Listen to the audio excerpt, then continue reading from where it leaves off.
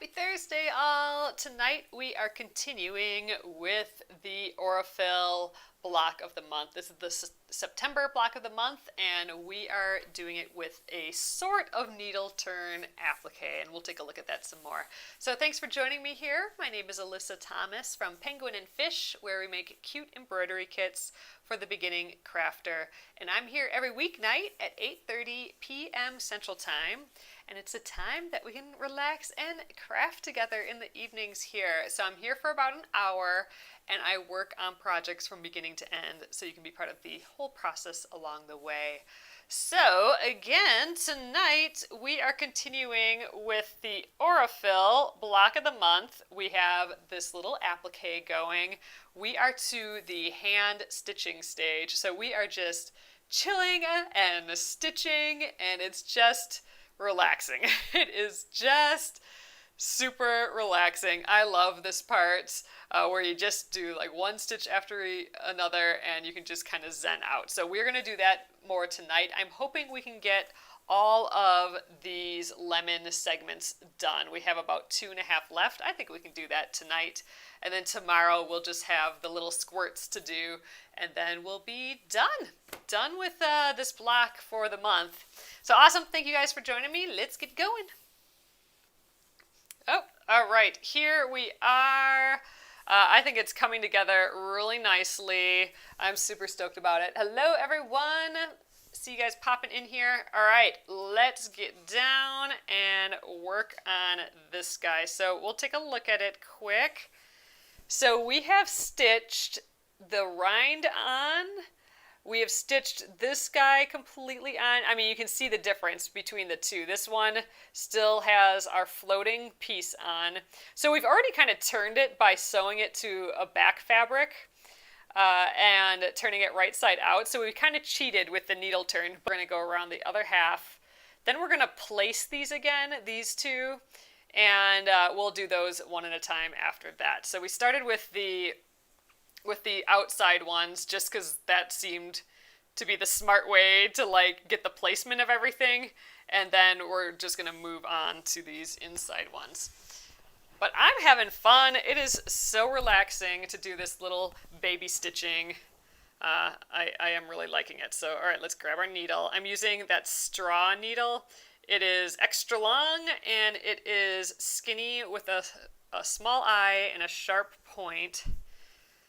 It's just, the key feature is that it's just longer than your standard, like, universal sewing needle.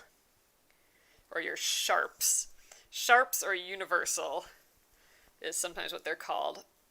They're just those short, skinny needles. Kind of like the ones that you'd get in, like, a travel, sewing repair kit. These are about twice as long as those. And they're great for this hand stitching.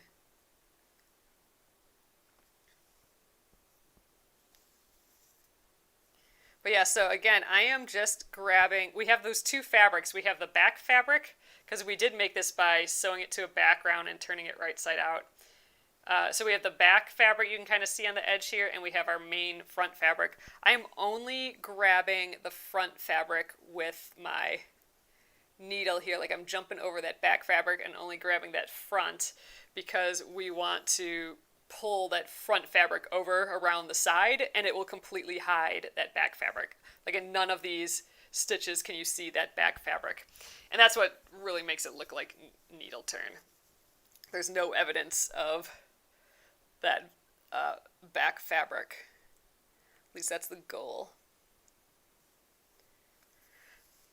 So I've seen people stitch on a flat surface like this. I wonder... Gosh, I'd almost have to go the other direction. I've seen people just like go right like this and catch the side, and then they're just constantly on a flat surface, which is kind of an interesting way of doing this. Maybe we should try one of these next ones doing it that way. But I think it'd be more comfortable going the opposite direction if I was doing that. Ooh, I'm about to lose my thread here.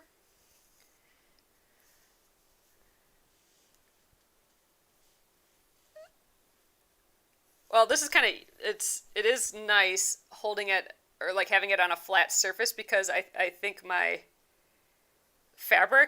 back fabric isn't going to bunch up as much if I do it on a flat surface like this, but I feel like I'm a mile away from it. Like, I feel like I definitely need like a magnifying glass or something doing it this way. Ugh, yeah. One of those nice magnifying light things. I know we kind of talked about that a little bit. Does anyone here have, like, do this sort of handwork with some sort of magnifying glass?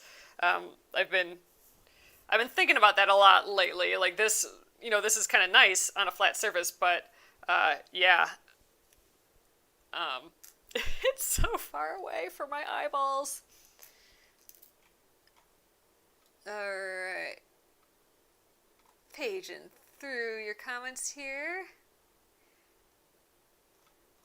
Alright. Howdy, everyone. Nice seeing you. Alright, I'm abandoning that table method. It's just too far away. Oh man, I'm almost pulled this out again. That must mean I'm getting towards the end of my thread. It's shorter than what I think, than my brain is saying it is, so I keep pulling on it funny. But we're just going to go to the end here. We're just almost done. So, that's fabulous.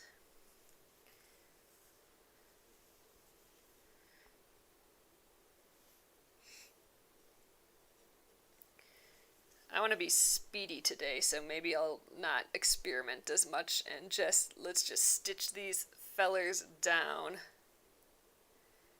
I'd love to get this done tomorrow, so we just really have today and tomorrow and all these little guys to stitch down yet. But it is going quickly and it is rather fun. Oh, Colleen says that she saw one of those magnifying things advertised on Facebook with different lenses and a light. Ooh, different lenses. That's kind of interesting. Like, so for different, like, magnification levels. That'd be kind of nice. I'm wondering if that would be helpful. Like, so I haven't worked under magnification before. Like, I haven't worked with a magnifying glass. But, oh, so Sylvia, that's kind of what I'm getting at. Sylvia says, I can't help but think it would be in my way.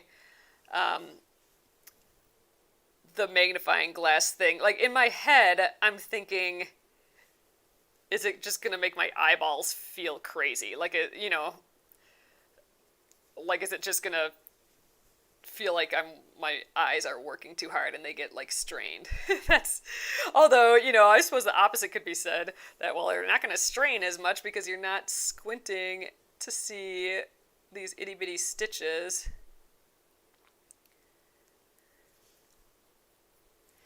Oh, thanks, Colleen. Oh, you're saying to Nora, yeah, your guys' bats and pumpkins are turning out amazing. I don't know if you guys have seen, but be sure to go to the Penguin and Fish Crafters group.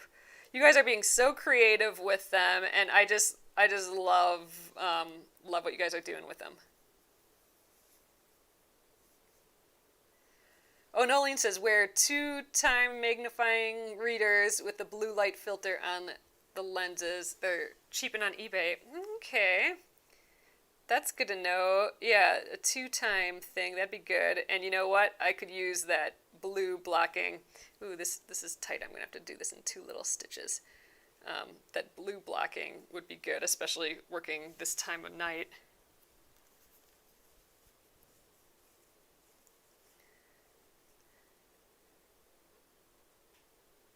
So I'm just trying to grab this point, which is kind of bunched in there yet. It's not like a perfect point, but that's okay.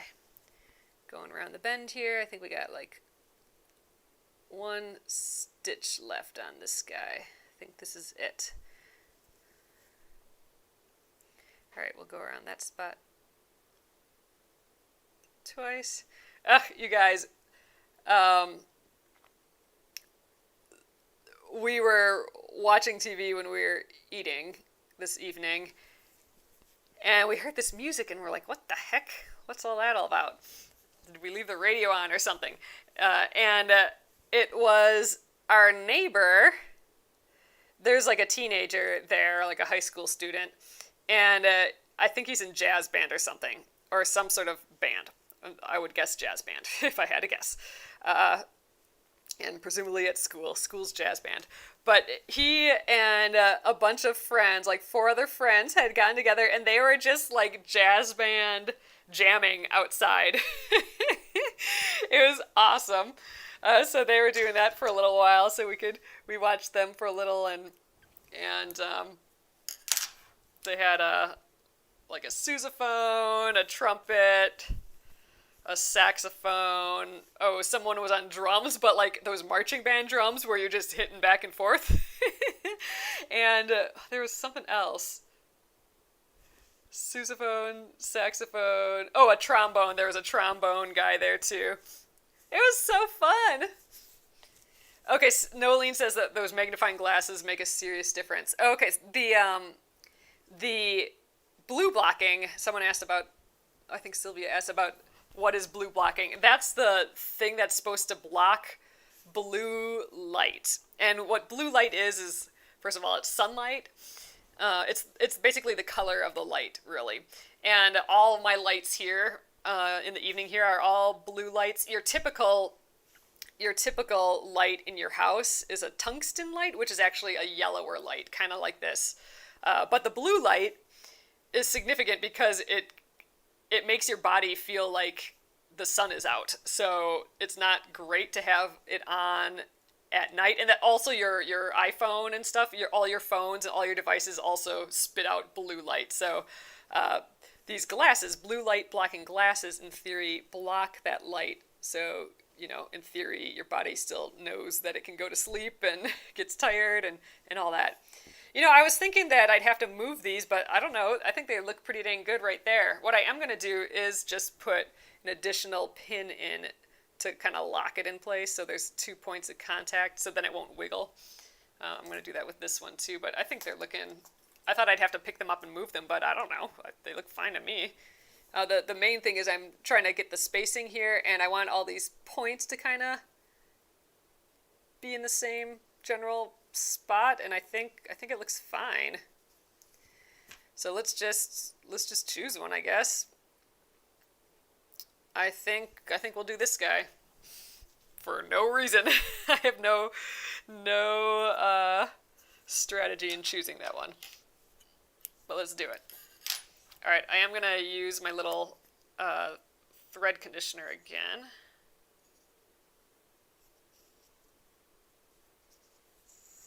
Oh my gosh, this one just smells amazing. It's nostalgia right away because it's got a little bit of a holiday Christmas smell. This rainfall one, I'm digging it.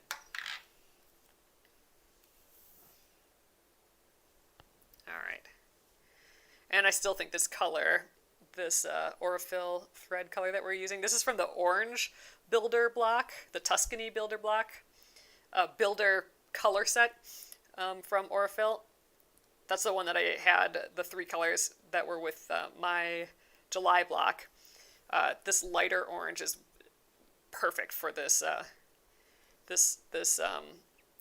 stitching. It's like the exact color of these darker dots. Okay, like it's dark enough that I think it kind of blends in with the background, and it's light enough that it still, blends in with this front too. All right, what was my plan here? I think let's start a little bit on this side and get the point first, and then we'll go around the bend. Go around the rest of it. So we'll start a little bit on the straightaway here.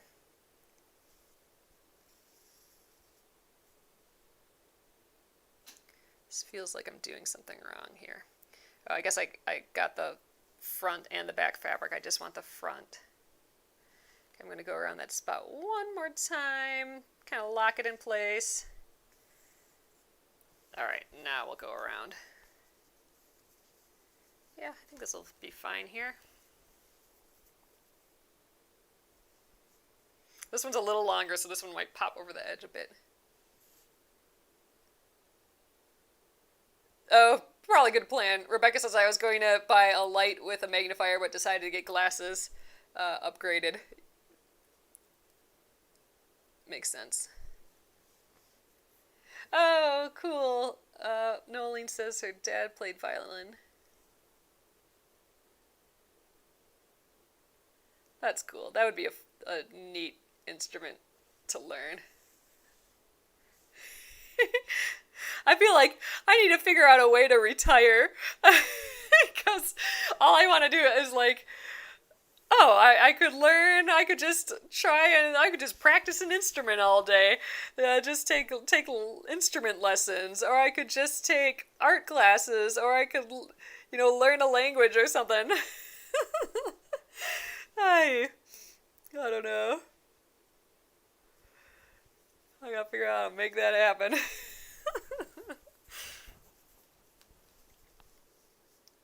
That sounds awesome, though. It'd be so neat to learn an instrument like that.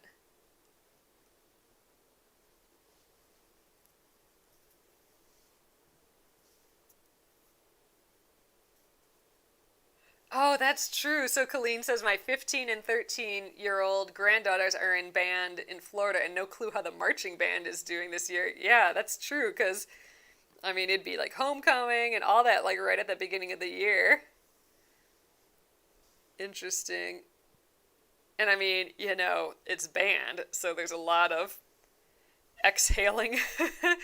I mean, don't they say like choirs and sports and all that is where you're like exercising where there's an exceptional amount of like air and blowing and that sort of thing, where more water droplets and all that could be going everywhere. Those are like the bigger things. So I would think band, would be kind of a situation.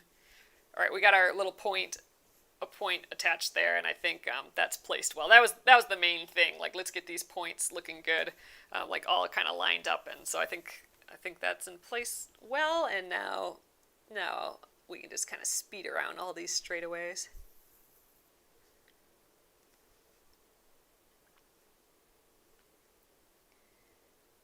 Oh, Gretchen says that the violin is her favorite string instrument, and I also love the flute. Fun. I wasn't in jazz band ever, but I did play saxophone in the just concert band or whatever. I suppose that's what it's called. I guess we were in marching band. Everyone had to be in marching band. It wasn't like a separate thing. So marching band and pep band, and that was all the same thing. But we did do that cool sort of marching band stuff. So we did the parades and that sort of thing, but we did the whole like make different shapes on the field sort of thing. That was always kind of fun.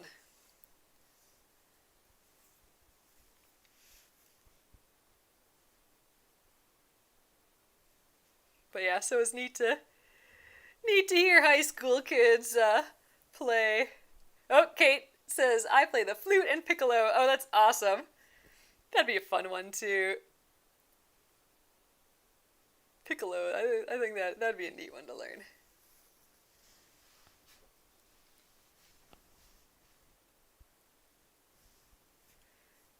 Yeah, Luann says, it looks even now, was watching that point hard. I know, like that was the biggest thing that was kind of in my head as far as like, okay, we gotta get that point. So I think that turned out the point of this little section here. Oh, that's sweet. Nolene says, I love to sing to my dogs. They love it. My dad would always say, I know when Nolene's happy because she is singing. Oh, that's sweet. That's so nice.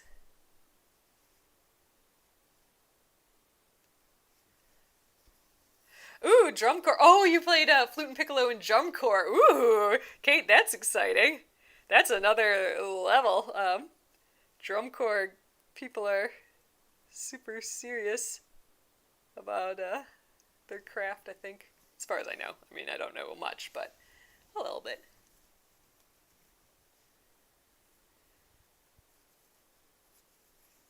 Sue, I'm with you. Sue says it always seems like there's never enough time in the day to do all the things. That is the daily struggle. That's why I need to retire, right? Just do all that fun stuff, just paint all day. Monday could be paintings all day. I could still do the Facebook lives and the YouTube lives, but it would just be like, okay, today I'm just gonna paint. Let's all paint together. Let's all sew together. It'd actually be this. This is what we would be doing. So maybe my retired life wouldn't be much different, in the evenings at least here. But I could have more show and tells. I could be like, hey, look what I painted today. And we could do afternoon YouTubes and lives and Facebook lives just of painting, and let's learn how to play guitar together or something. Oh man, sounds nice for me at least. I don't know if you guys would want to hear me learn how to play violin or guitar or piccolo or any of those. Those would probably all be pretty dang painful, since I don't know anything about any of those really. I do actually know a slight amount about all of those. I didn't play flute in band, but it's pretty similar to the saxophone a little bit actually. So I don't know, for a while I feel like I acquired one for some reason. So I did putz around on the flute. And I think in 4th grade I played violin. So I think I have a little bit of a concept of like what rosin is, and that it has 4 strings and no frets. I mean, that's a start. That's a start of knowledge, right? That's what you learn day 1, I think. So I got day 1's worth of violin done. And then guitar, I haven't really putzed around on it, but enough to, I think, know a couple chords. So there, I got day 1 on all those instruments done. See, I got a start. Now all I need is to be retired. Just work on it all day. It'd be fun.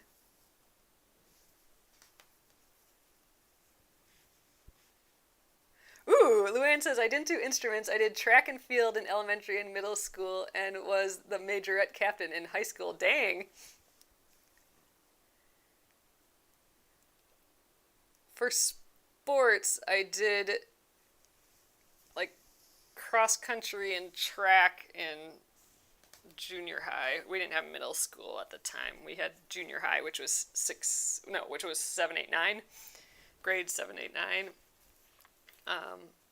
And then I did track and field and cross country, which I didn't especially like either of those. I always said the worst part about cross country was all the running, but other than that, it was kind of fun. I don't know, I like the races, I guess, and just hanging out with other people, but all that running. Did I do any other sports in junior high? I don't think so. But in high school, I think I did track for a year. But then I did swimming, and I loved that. Ooh, Kate says tennis from age 10 to 40. So I remember taking some tennis lessons when I was younger, and that was not for me for sure. That is not where any talent lied. So. I don't know. I suppose it'd be fun to putz around with that, but that's too much pressure. I think, I liked my team, but not a team sport. I think that's all the sports I did. I didn't do any team sports now that I think of it, like basketball. Well, not like I would have been in basketball, but like I didn't do volleyball or anything where the rest of the team relied on me. It was always like individual sports, I suppose. It's funny how that worked out that way.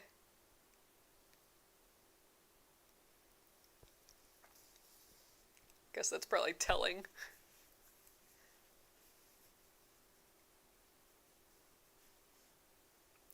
And it was always where, like with swimming, there's always other people in, the rest of the lanes, right? So even though it's your individual thing, it was never like you were on stage, let's call it. So like with tennis, with singles tennis, I feel like you're just on stage. Like you are being tested right then and there, and you're the only one being tested. Um, on your own team, right? And same thing with like I was gonna say track, but that's kind of not quite right. What was the other thing that someone was saying?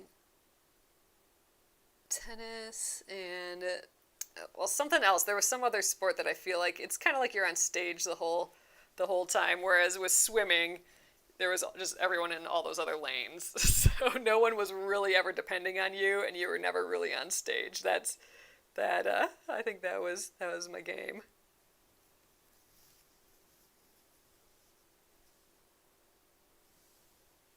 Yeah, Kate, I suppose that's true. Like with the swimming, you're actually technically a team. Like you're playing for the team, like a team score. This is folded over a little bit weird, so I'm just gonna try and grab it on its own, like in two motions.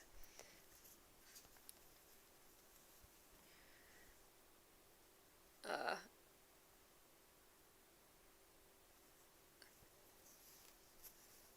oh, the softball. That's what I was thinking.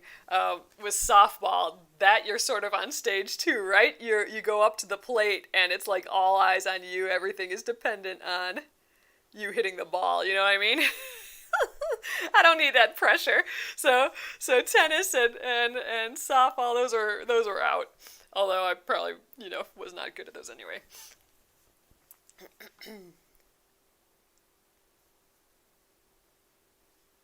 I like swimming though.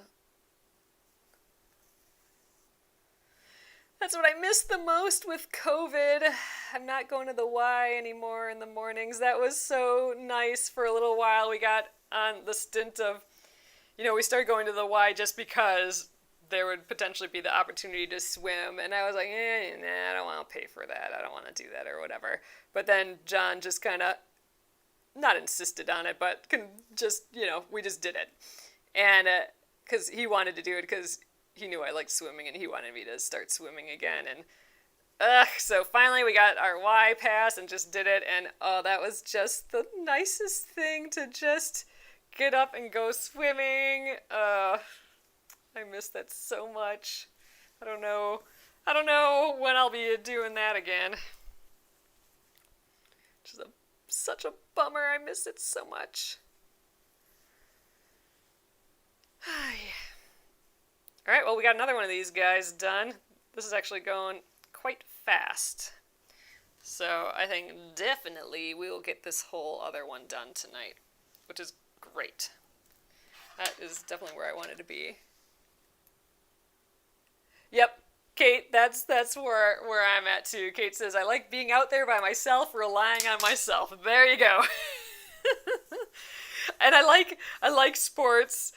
Yeah, like the self sports like that with like incremental improvements. Like you can just change one little thing and see, okay, let's test this idea, and am I getting better by doing that one thing or whatever? And I like that. All right, so with this guy, I think we're going to just do the same thing. So look at the difference between the ones that are stitched down. They're like in the fabric, and then this guy is just like it's floating weirdness. It's just such a crazy improvement. It's so pretty. All right, let's do this guy. Oh, I need thread. Let's start there. But I think I'm going to do it the same way. I'm going to start here and get that point first, and then let the rest just be easy. Seemed to work fine with that last one.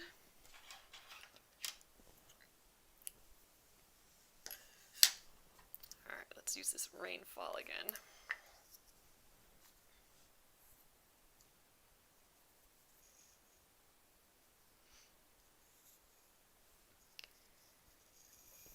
Okay.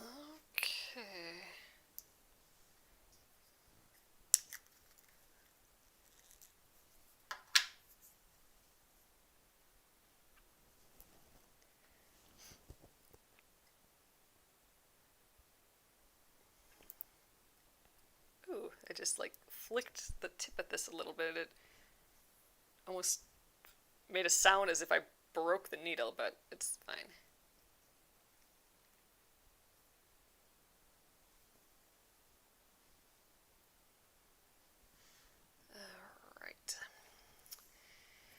Alright, we're ready to go again. So, no, this is the same thing. I want to like get that point right, but it looks pretty good. I think it looks basically where I want it.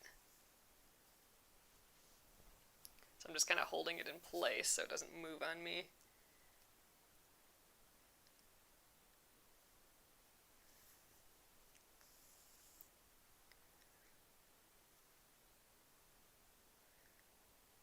So is anybody here watching the home edit on Netflix? I am kind of in the middle of that. I kind of didn't like it at all at first, but I stuck with it and now I'm kind of liking it. John watched it with me this evening and now he wants to redo our kitchen. Like empty out everything in our kitchen and put nice drawers in and have our cups out, and so I don't know, maybe that'll be happening this weekend. That'd be fun. Ooh, Lisa is asking, how many quilts have I made? Probably not as many as what I like immediately pops in my head, I guess, or as many as one would think. Let's see, if I had to guess, I'm just kind of like counting them in my head a little bit, trying to remember just random quilts. I would say that it's between, oh god, it can't be that many. Let's just say between 13 to 20.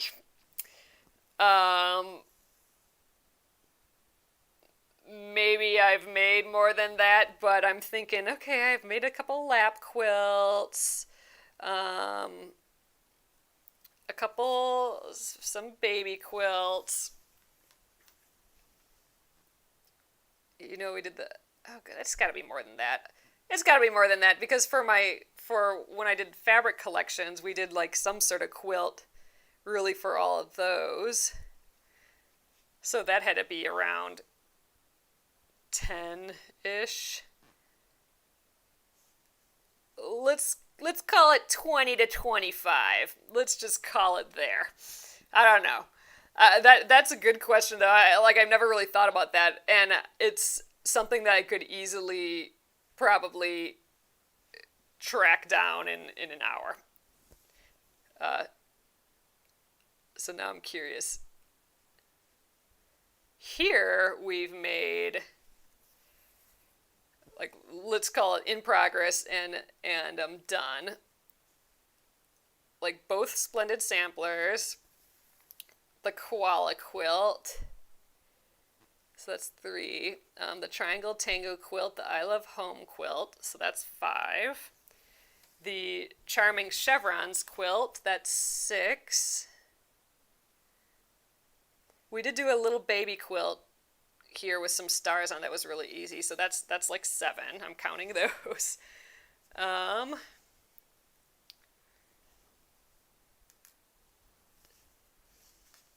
Well, the Aurifil block, that's 8.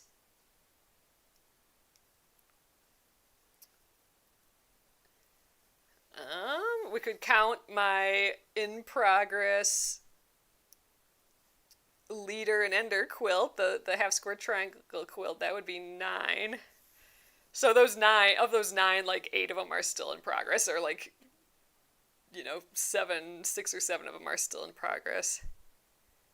Okay, so, well, maybe a bunch. So just, oh yeah, the jeans quilt, duh, that's a good one. Yeah, Christy, man, can't forget that one. So that's 10. We did work on that one here too. Yeah, geez. Worked on that one for like 10 years. Can't forget that one. Okay, and then back in Periscope days, I know we did one. That's another lap quilt that I have. Okay, so that's 11. Okay, so that's 11 while on video here in some fashion. Okay, and then there was, I said the I Love Home and the samplers. Oh yeah, I did give away a quilt. Yeah, you're right. So that was the hourglass quilt. So that's 12. You're right. Ooh, we should do that again. That was fun. Yeah, it was that green hourglass quilt I went to that fabric store in town here, and I wasn't going to buy any fabric, and then I bought a bunch of fabric. So I'm like, to make me feel like I didn't just binge buy fabric, let's make something out of it right now. And then we had a giveaway for that. That's right. So what was that? That was 12. So, geez. So we've done at least 12 here. I said the koala quilt already.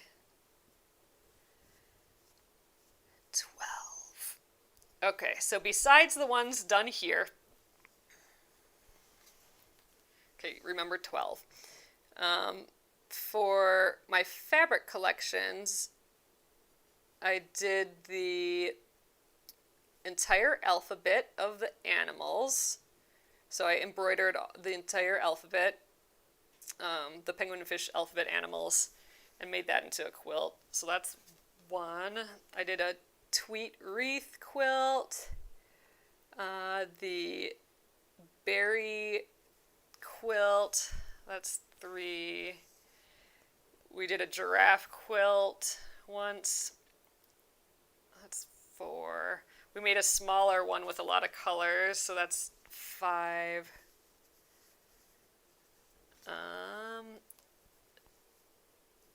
The octopus quilt, that's 6. Oh, we made a quilt of a fabric collection that we never got made. I should share that collection with you guys. That it never got produced, but it made a really cute quilt. So is that 7? I said 6 last, right? Oh yeah, the hedgehog quilt right behind us. You're right, Linda. All right, that's 8. So I think that covers my penguin and fish fabric related ones. 8. Okay, so plus 12, so we're up to 20. And then just personal. Did I say triangle tango quilt? I'm not sure I said the triangle tango quilt. Let's call that 21. I counted that baby present quilt. Although I did another one of those with scraps, so that's 22. I know I've made a few baby quilts with my mom, so let's just count those as 24 total. I made this, I know I've made 2 little lap quilts, some of my first 2 quilts. Shoot, I lost count. Let's say I'm up to 26 at this point. Well, let's call it 26 right now. Oh, we might be missing. Oh, I didn't even freaking say the granny square quilt. Jeez. Okay, 27. Counted the jean quilt. 27. I'm just glancing behind me. Oh, I did help John remake his great-grandmother's quilt, but that was just going to the store with him while he picked fabric, but I'm going to count it. That one counts as 29.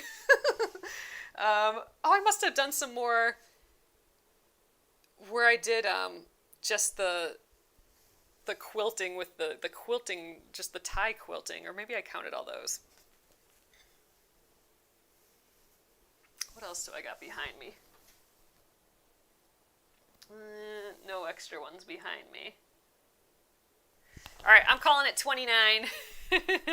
So 29, and I do have some random scrappy rando things that might be a quilt at some point. So I'm going to round it off to 30 and call it 30 quilts.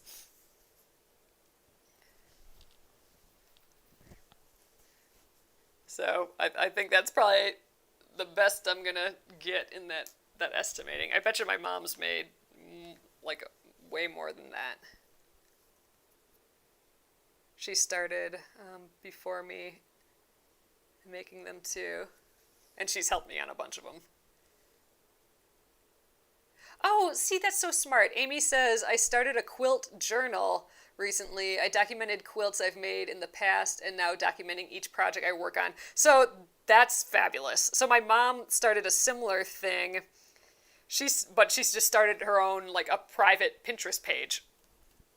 So whenever she finishes, I think she calls it like me makes. So something like that. But every time she finishes a project, she puts it up,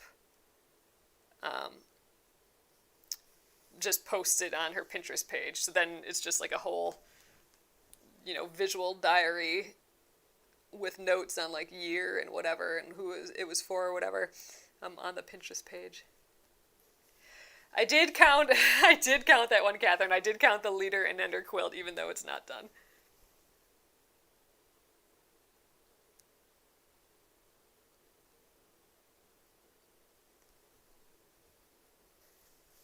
Yeah, agreed, Noeline. She says that's a good idea, to Amy's comment about the documenting the quilts, because it's so easy to forget the things that we make.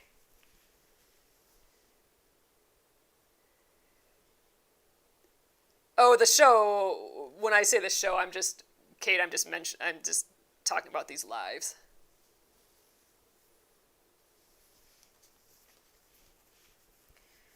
So this is quite the more sharp of a point than this is supposed to be, I think, down here. So I must have just sewed it really tightly. And this back is wanting to seep out into the front, so I'm going to have to do an extra good job at tucking it in. But other than that, we're almost done with this guy. We're going to actually be able to start the next part, so I'm way farther than I thought I would be tonight. So that's cool. Got in the groove, I guess. Just gotta start yammering, I guess. Then it goes fast. Oh, Kathy says that she started a quilt scrapbook for the ones I've made.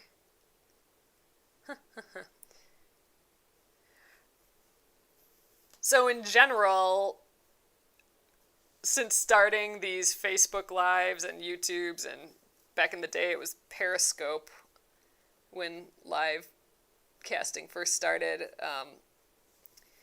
since then you've probably seen everything I've made. Because my craft time is in the evenings right now.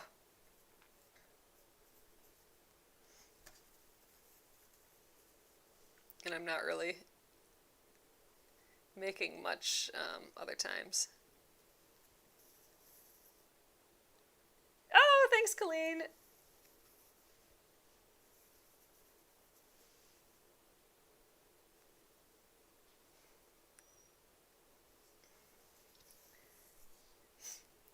All right, we're getting there. We got maybe 5 more stitches on this guy, and he is done. I'm trying to tuck that back fabric underneath, because it is wanting to pop out a bit.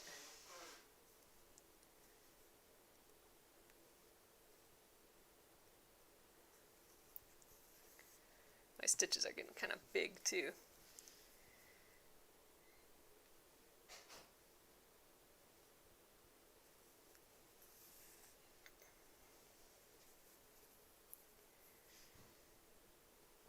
All right.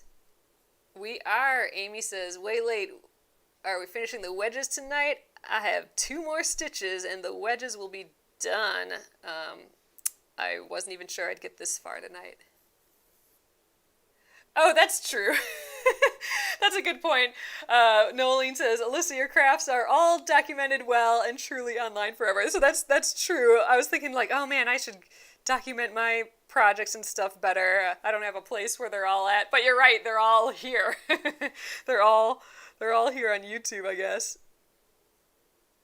Yeah, that'd be probably the fastest way to, well, how we did it was probably the fastest way, but just to figure out how many quilts I've done besides the ones I did beforehand. I'm not sure there's many more than I think we got a pretty good accurate count. But now it's going to be in my head. I'm going to like be looking around and like, oh, did I count that one? Funny. All right, wedges are done. Let's tie this thread, and we'll take a look at it. Definitely a lot of bunching on the back. I mean, you can see it here. Again, I mean, like that happens with needle turn. I think if I did the whole needle turn on a flat surface, it'd probably avoid that a little bit, but it's also happening because this fabric for the back is so much kind of like flowier and stretchier than the front fabric. So it wants to move versus the front. But luckily, it's also flexible enough that you can't tell so much, especially once we have it quilted. I don't think, like all this kind of like blooping and bunching, because of just the nature of this particular fabric, I think that all won't be ultimately noticeable. Whereas if I had some quilting weight fabric, I think it'd be very noticeable. Although with the quilting weight fabric as the background, I also don't think it would have flexed that much either. But all right, we have the whole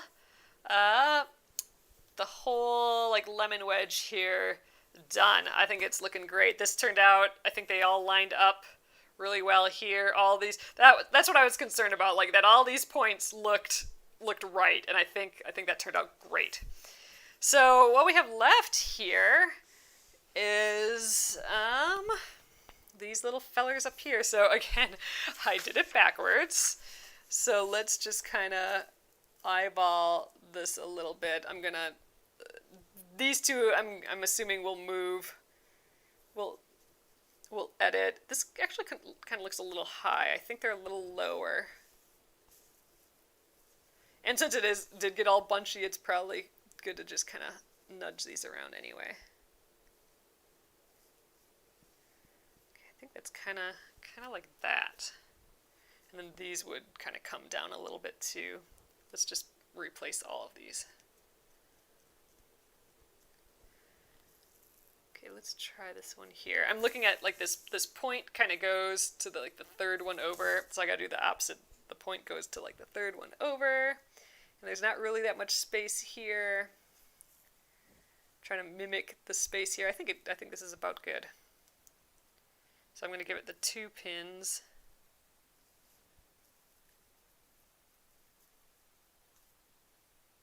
Then let's give these guys 2 pins right away as well. Did I just lose one? Where did the third one go?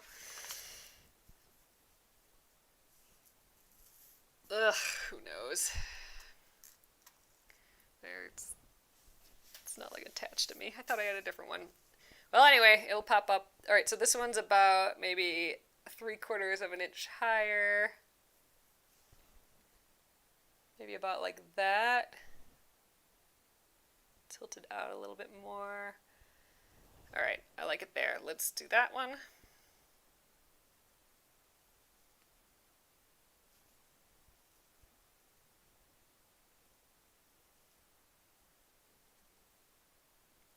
Little baby pins. All right, and last one. Yeah, a lot of bunching over here. Okay, now this one, we didn't get much curve out of it. I think there is supposed to be like a little bit of an inside curve. Let's just kind of mimic that. Well, there, we got a little bit there. Just kind of tucked in like so. Maybe a little bit more.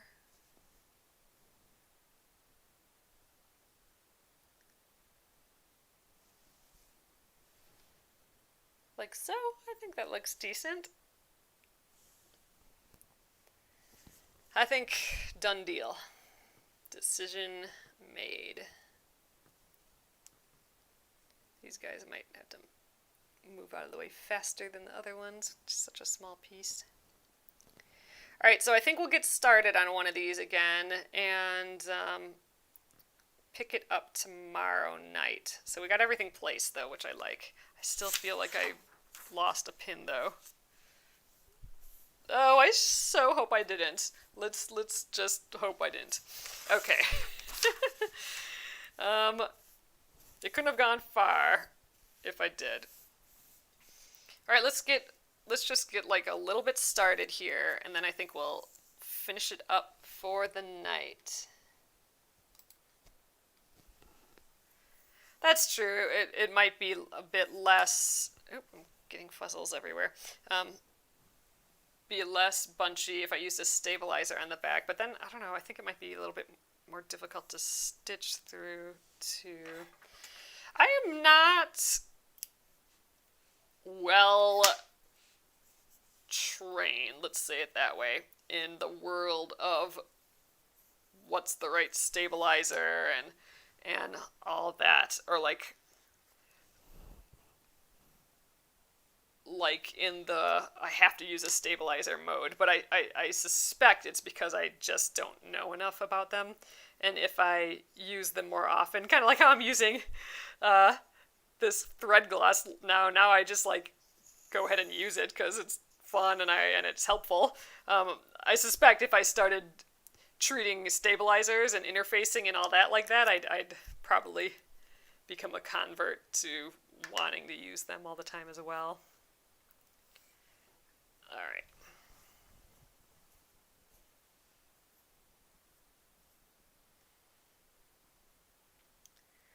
Itty bitty eye of the needle there. Okay.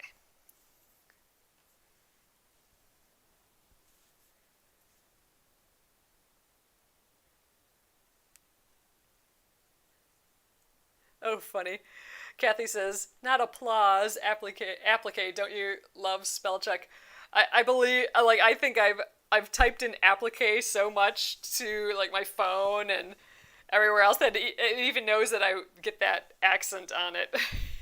Like, I can type in AP and it'll know that I'm meaning applique. That's what's kind of fun. Like, on my phone, if I type the letter E and don't type anything else, it knows that I mean, embroidery, and it just starts it. So I'm going to do the same thing that I did on the segments. I'm going to, or at least the today's segments, I'm going to start a little bit before the point and then go around that point, because that's kind of the thing that we want in its place.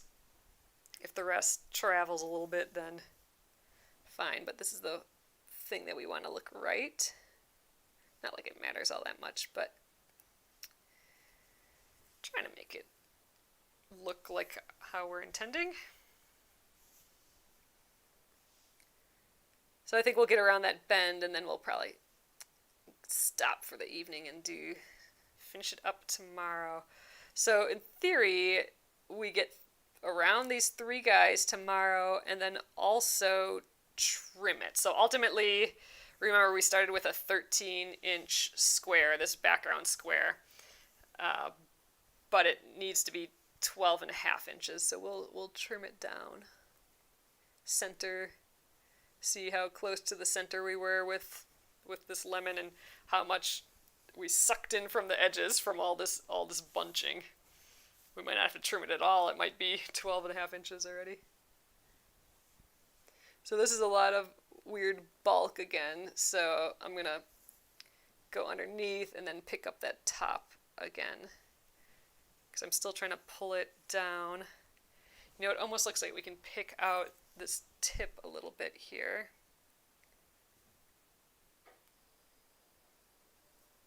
Maybe not. Nah, the stitches are right there.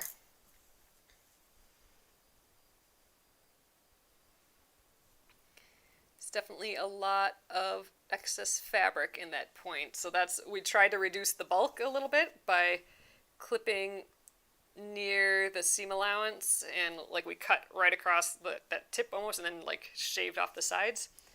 So it helped reduce the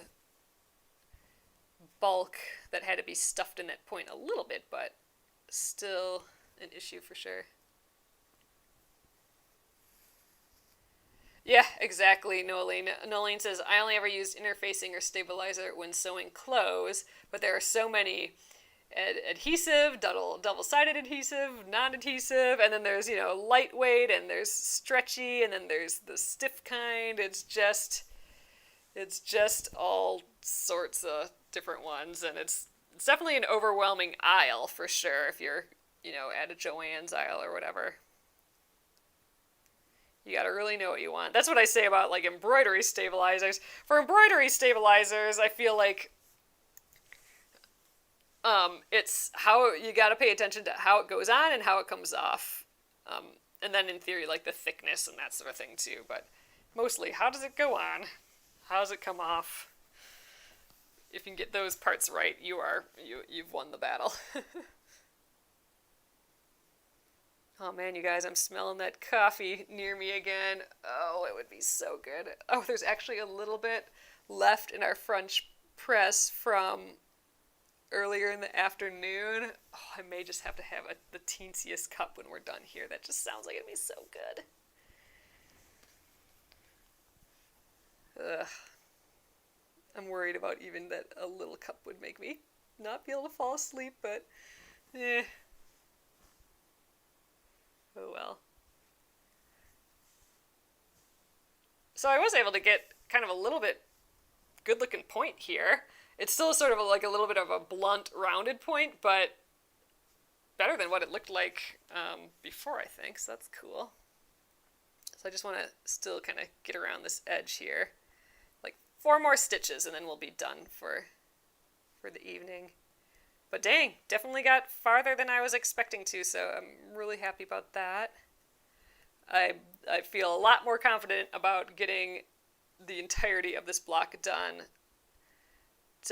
tomorrow. It's always exciting when you're kind of estimating, can I get this done in a week if I do this this technique? And it's always nice when it works out. This was a gamble if I'd be able to get all this needle turn done in a week, but I think we might even be early. We'll get these done, and yeah, we'll trim them up.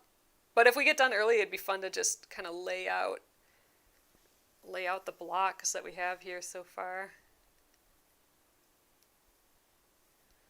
Maybe I'll try and clean up this space a little bit before coming on tomorrow, so I have an open table here. Then we can have some space to lay it out. Like I'll take the sewing machine off the table, that sort of stuff. Throw away all the fuzzles, all that. Hang up the scissors again. Then I'll have space on the table.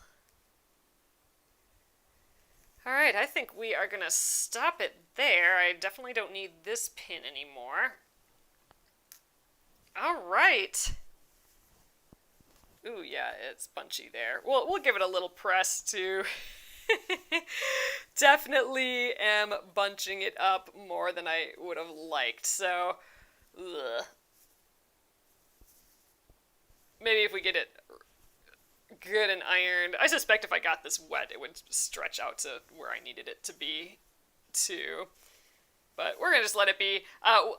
Chances are, when I quilt this, assuming I'm going to quilt somewhere in here, I will probably not quilt on the applique, because the whole beauty of needle turn applique is it kind of sits up on the surface. But I can see, like, potentially tracing around each piece. And, and in here and stuff too, and that's gonna, in theory, get rid of all this bubbliness. Just the quilting of it all will help with that, so I'm not overly worried. Not that I think I would be overly worried, but let's get the pin in there, or the needle, and there we go. That's the start of him there. Ooh, it's looking good, though. Love it. All right. So here we are from far up. It is looking cute, you guys. All right, so here we are. I like it. I like it. So it's not big. I mean, you can see it right next to me here. It's just real little. All those little stitches, all these little pieces. And this is actually one of the larger needle turn appliques I've done. So that it's still this small is just kind of funny. But I do like this technique. It is fun to just sit and it was fun just chatting, just chit-chatting and stitching. And then all of a sudden, all my segments are done. All the lemon segments. So that's the way to do it. Turn a movie on or just hang out and chit-chat and do this hand stitching. There's no thought involved. You don't have to decide where to go next or what color to use next. It is just little baby stitches. So I'm having fun. This is a good like regenerative project for me here. So I'm loving it. So thanks again, guys. I appreciate you being here. We do have, I think, about 1 week left on the embroidery of the month. So that, I think I do have those behind me. That is, these are the ones that we stitched up last week and on Saturday. So we did this guy on Saturday. He's our Batty Bat. And then we have our sugar skull lantern guy. So there's that, and that comes with the tea towel too. So this was on a tea towel. Oh man, some of you guys, we worked a lot on the back of this one. So here's the back. And we knew this was going to be on a tea towel, so we tried to make the back look super nice. So, I mean, like, from far away, you wouldn't know that this is the back, right? So here's it a little more up close. So, there we go. So it's definitely the back, but we tried to keep it extra clean. Some of you have been going awesome above and beyond on that back, just making it just so neat. One, I couldn't even tell that it was the back. It was crazy. So it's just fun. It's fun seeing what you guys are doing. This has been a really fun project, a fun month for me for the embroidery. So awesome. Love seeing what you're doing over in the Penguin and Fish Crafters group. So thanks again, you guys. Always a pleasure.